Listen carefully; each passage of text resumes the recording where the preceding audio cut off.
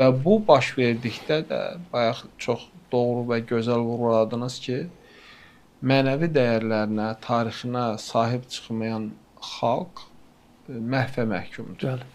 Yəni bunu sizin fikrin davamı olaraq mən onu deyirəm. Yəni bizim əlimizdən bu tarixi aldıqdan sonra, mənəviyyatı aldıqdan sonra, bizim dəyərlərimizi bizim əlimizdən aldıqdan sonra bizi məhv eləmək çox asan olacaq.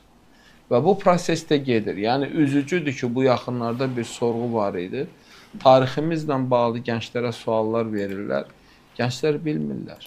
Bəzi gənclər, təbii ki, bu hamısına aid deyil.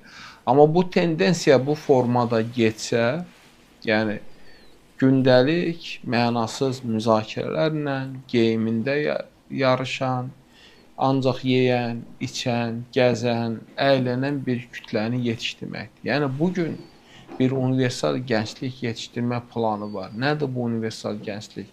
Dəyərlərdən uzaqlaşıb, eyni yeməyi yeyir, eyni geyimi geyinir, eyni düşüncəni düşünür və başqa formada desək, bioloji bir varlıqdır və bunun digər varlıqlardan da o qədər fərqi yoxdur. Amma biz axı çox ciddi bir dönəmdəyik. Mən hesab edirəm ki, indiki dönəm əvvəlki dövrdən daha həssas, daha məsuliyyətli bir dönəmdir. Yəni biz arxayın olmamalıyıq ki, biz torpaqlarımızı aldıq, bitdi. Xeyr. Yenidən bu torpaqları bizim əlimizdən almaq üçün, yenidən bizi bizdən uzaqlaşdırmaq üçün, yenidən Xocalı faciəsi kimi faciələri törətmək üçün. Yəni siz onu çox müzakirə etmisiniz. Gəlin bu Münxendəki, ABŞ-dakı məsələyə də o prizmadan baxaq. Bəli. Nə baş verir? Tarixi hadisə baş verir. Azərbaycan Sülh Şurasını yaradır. Bir qrup yaramaz. Bu təxribatı törədir.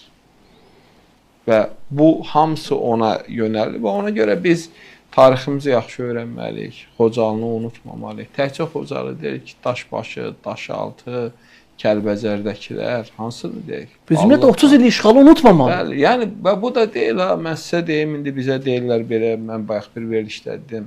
Ermənilər bura gələndən bu faciələri biz yaşayırıq. 7-ci əsr, 8, 9, 10 və Ruslar, Bolşeviklər 18. Ona görə bu bizim qan yaddaşımızdır. Qan yaddaşımızı unutmamalıyıq və bunun qorunması üçün, yəni baxın, bilirsiniz, biz 30 ildə böyük bir faciə yaşadıq. 20 mindən artıq bizim itkimiz var. Bizim bugün 4 mindən artıq tapa bilmədiyimiz vətəndaşımız var.